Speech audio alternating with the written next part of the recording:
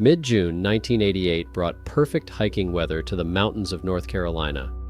Greg and Scott Jenkins, brothers from Asheville, aged 36 and 32 respectively, planned a 3-day fishing expedition to the wilds of Joyce-Kilmer Wilderness, a remote section of the Nantahala National Forest, known for its virgin forests, mountain streams, and almost complete absence of tourists. The brothers were experienced hunters and fishermen who had spent at least 1 week in these mountains every summer for the past 15 years. Greg worked as a master carpenter, and Scott ran a small construction business. Both were married. Greg had 2 children, and Scott had 1. These summer trips were a tradition for them, a time when the brothers could disconnect from everyday life and reconnect with nature. On Friday evening, they registered at the Kilmer Ranger Station at the entrance to the forest.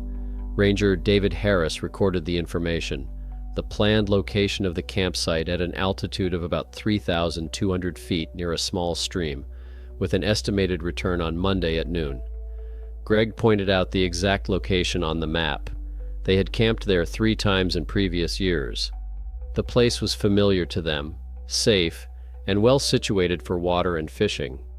The weather promised to be stable, temperatures around 70 degrees Fahrenheit during the day, around 50 at night, with no precipitation forecast. The brothers loaded their gear into Greg's truck: 2 tents, sleeping bags, a camping stove, a cooler with food for 4 days, 2 fishing rods, basic first aid supplies, flashlights, and topographic maps of the area. By Monday morning, the brothers had not returned. Their wives, Linda Jenkins, Greg's wife, and Jennifer Jenkins, Scott's wife, were not particularly concerned at first. The men sometimes stayed out for a day if the fishing was excellent, or if they decided to explore a new area of the forest. But by noon, with no word and no sign of their return, the women called the ranger station. By 1 p.m., a small group of 3 rangers had set out for the designated campsite. The journey took about 2 hours along forest roads and trails. Greg's truck was precisely where it should have been, in a small clearing near a stream. The rangers approached the camp and immediately sensed that something was wrong. The 2 tents were completely untouched.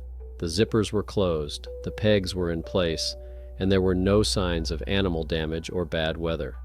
Ranger Thomas Elliott looked into the first tent. The sleeping bag was neatly laid out, as if someone had just gotten out of it. Spare clothes were folded at the edge of the tent. The same was true of the second tent. Between the tents was a campfire site. The rangers checked the ashes, completely cold, damp with morning dew. The fire had not been lit for at least a day, possibly 2. The camping stove stood on a folding table, unused. The cooler was closed. Elliot opened it. All the food was untouched. Packages of meat, sandwiches, drinks, everything neatly arranged. Nothing had been eaten. Nothing had been taken out. 2 fishing rods leaned against a tree near the stream. Fishing tackle was in a box on the table. The truck keys were on the table, next to a map of the area. Lanterns hung inside the tents.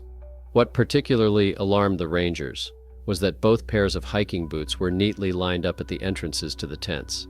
Greg's boots were at his tent. Scott's boots were at his. The scene was strange and disturbing. It looked as if the brothers had gone to bed and then gotten up and left the camp barefoot, taking nothing with them: no food, no water, no lanterns, no shoes. They had simply disappeared.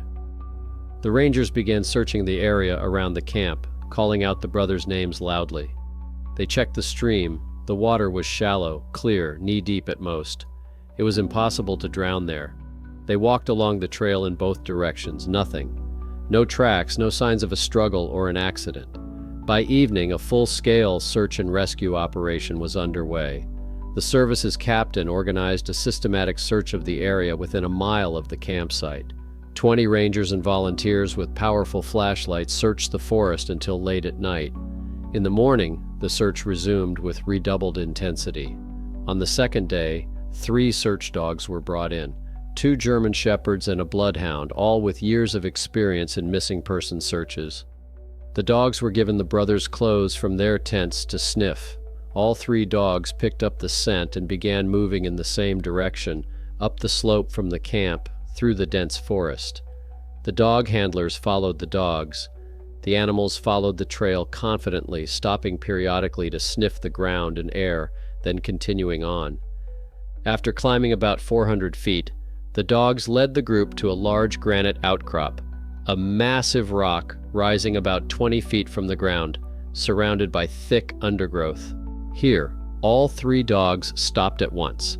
They sniffed the ledge, walked around it, then began to back away, whimpering and tucking their tails between their legs.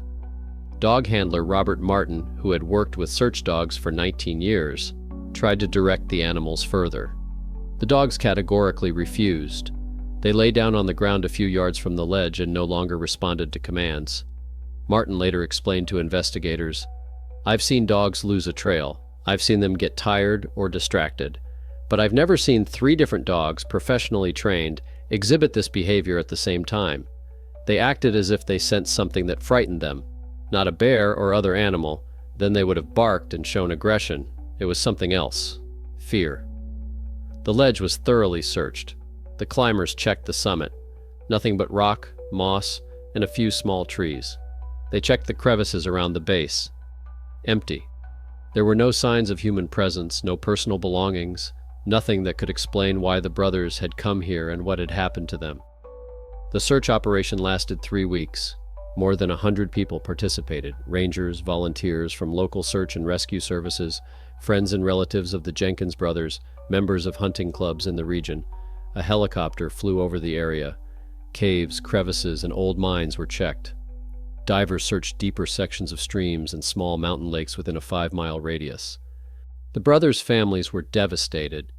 Linda and Jennifer set up a coordination center and distributed flyers with photos of the men. They asked all tourists and hunters in the region to report any findings. A $20,000 reward was announced.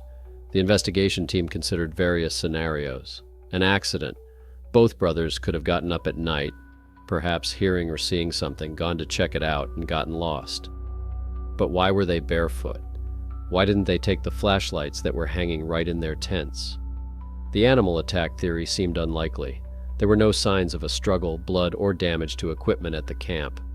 Bears are usually interested in food, but the cooler was untouched. By the end of the 3rd week, the active search was called off. The case was reclassified as an open investigation. Rangers continued to patrol the area, checking remote regions. Hunters and tourists were given information leaflets asking them to report any findings. People talked about cursed places and mountain spirits. Rational explanations had been exhausted. 2 experienced hunters had simply disappeared from their camp, leaving everything behind: food, equipment, even their shoes. In the fall of 2005, 7 years after their disappearance, a group of hunters from Georgia was hunting deer in a remote section of forest, about 9 miles northeast of where the Jenkins brothers had once camped. The area was difficult to access, at an altitude of about 4,600 feet, 1,400 feet higher than the brothers' campsite. Hunter Clark Miller stumbled upon human bones, partially hidden under fallen leaves and branches. The group immediately stopped hunting and called the authorities. Forensic examination and DNA analysis confirmed that the remains were those of Greg Jenkins. The medical examiner was unable to determine the exact cause of death. Too little of the skeleton remained after 7 years of exposure to the weather and wild animals. There were no signs of trauma that would indicate a violent death or a fall from a height. The bones were scattered over an area about 20 by 20 feet, consistent with the actions of scavengers such as bears, coyotes, and birds. The site was thoroughly searched for Scott's remains. Teams combed the area within a mile radius. Nothing was found. To this day, Scott Jenkins is listed as missing. How did Greg end up 9 miles from camp, 1,400 feet higher? Why did he go there barefoot without food or equipment? What happened to Scott?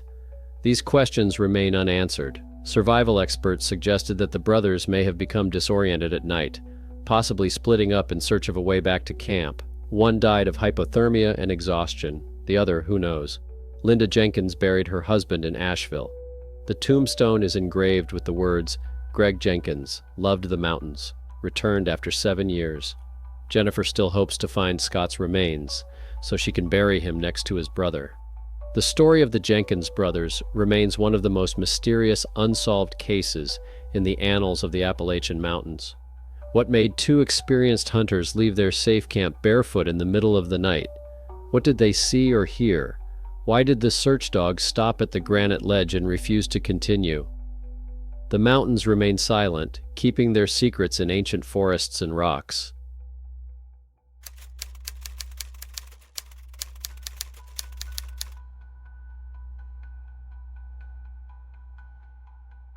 Not all those who disappear in the mountains leave behind at least some answers.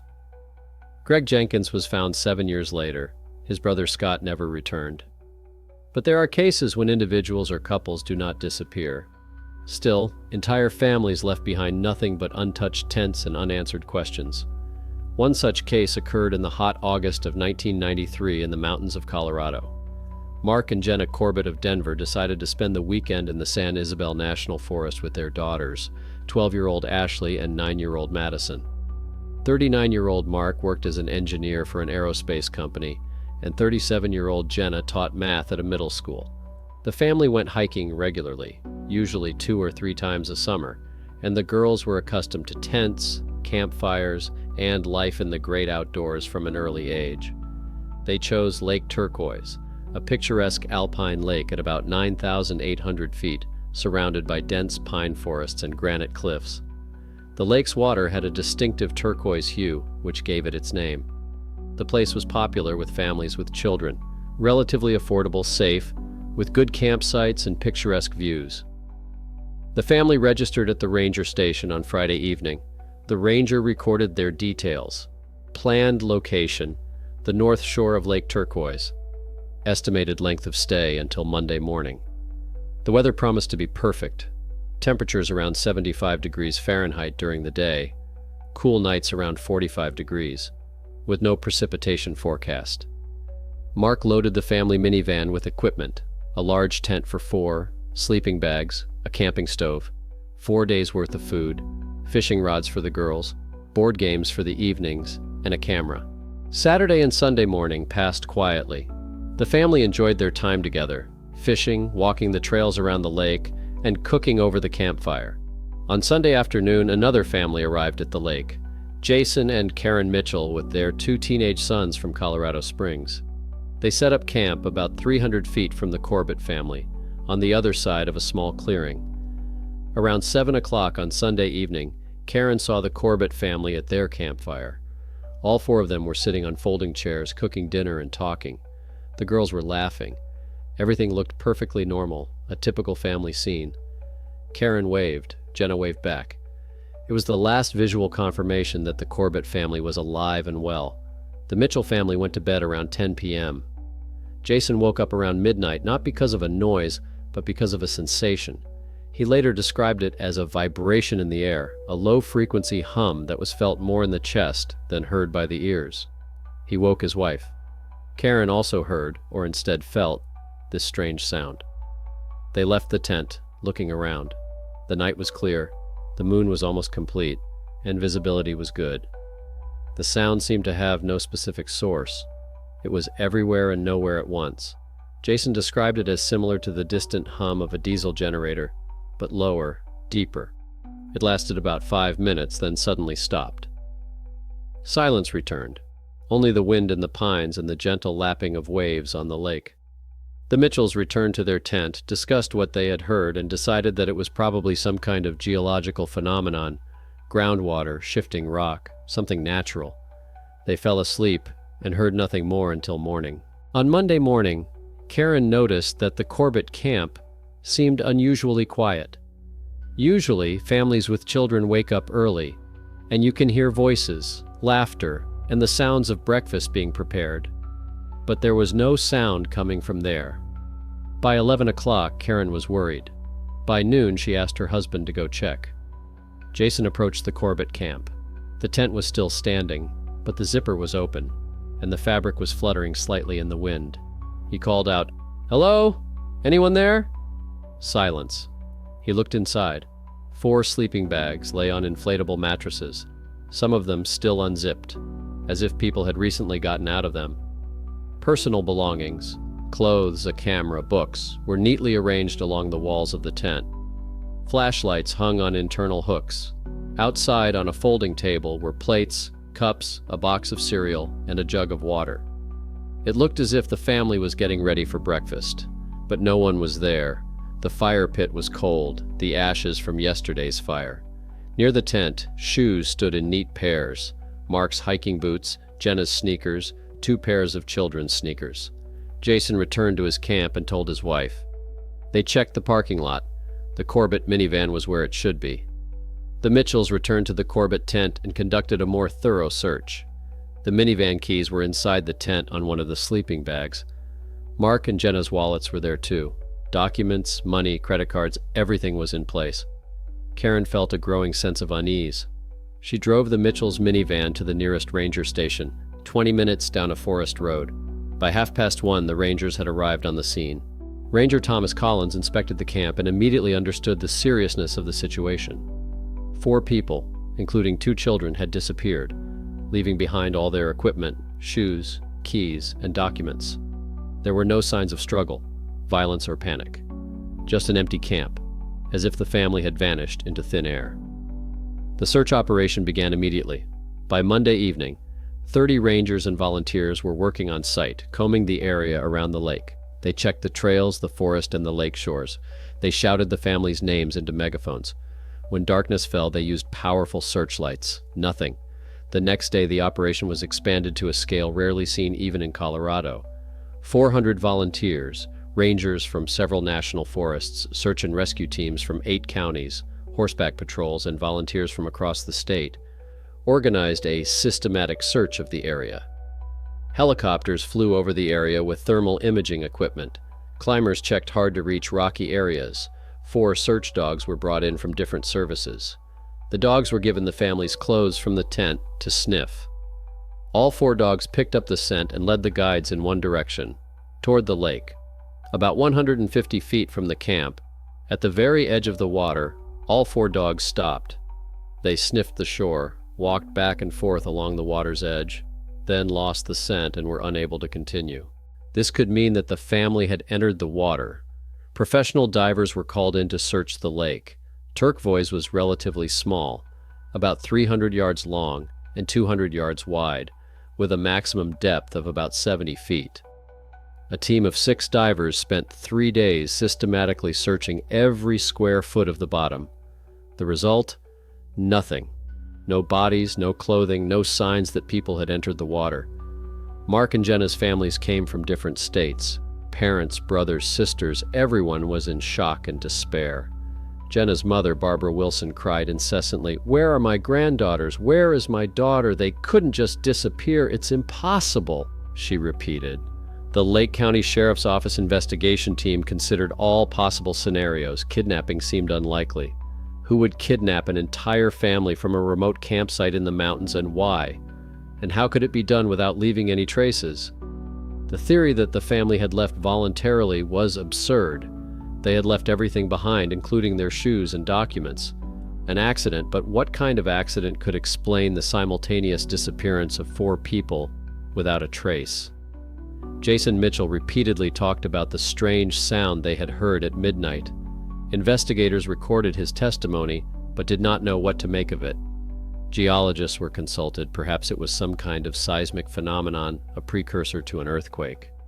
But no seismic activity had been recorded in the region during those days. The search continued for 17 days without interruption. The area within a 10-mile radius of the lake was thoroughly combed. Caves, old mines, and hard-to-reach areas were checked.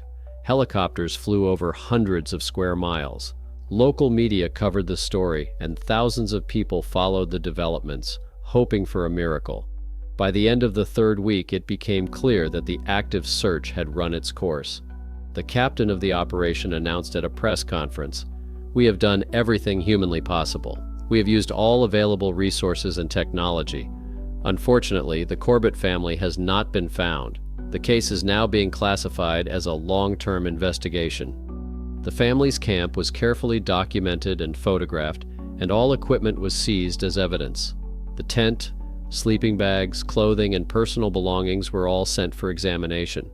There were no unusual traces, fingerprints, or biological materials that could provide clues. The minivan was removed from the parking lot and also subjected to a detailed inspection. Inside were children's toys, maps, and spare clothes. Nothing unusual. No signs of violence or struggle. Years passed. The Corbett family case remained open, with no new leads. Periodically, reports came in from people claiming to have seen someone resembling family members in various cities. All were investigated, but none were confirmed. Relatives continued to hope, organizing private search expeditions every summer, checking remote areas of the forest. 4 people, 2 adults and 2 children, disappeared overnight, leaving behind nothing but an untouched camp and unanswered questions. What happened between 7 p.m. on Sunday, when they were last seen alive, and Monday morning, when the empty camp was discovered? What was the strange sound the Mitchell family heard at midnight? Where did the Corbett family go? The mountains remain silent. 32 years have passed since that August day. Mark Corbett would now be 71. Jenna would be 69. Ashley would be 44. Madison would be 41. Somewhere out there in the vast forests of Colorado, there may be answers. The Jenkins brothers left their camp barefoot in the middle of the night. 7 years later, Greg was found 9 miles from that spot, 1,400 feet higher. Scott was gone forever. The Corbett family vanished overnight, leaving breakfast on the table and shoes by the tent. 4 people, 32 years of searching, 0 answers. Science explains a lot: hypothermia, disorientation, panic. But it doesn't explain everything. Why did search dogs stop at the same places, refusing to go any further? Why did people leave barefoot, leaving behind everything they needed to survive? What sound did the Mitchell family hear at midnight? The answers may be simple. Mountains are not parks. One mistake, 1 second of inattention, and nature takes its toll. Or maybe there is something hidden in the ancient forest that we do not yet understand. What do you think? Write your thoughts in the comments, like if these stories made you feel. Subscribe to learn more about real cases that haunt us. And remember, if you go to the mountains, tell someone your route, take equipment, and don't go alone. Not everyone comes home.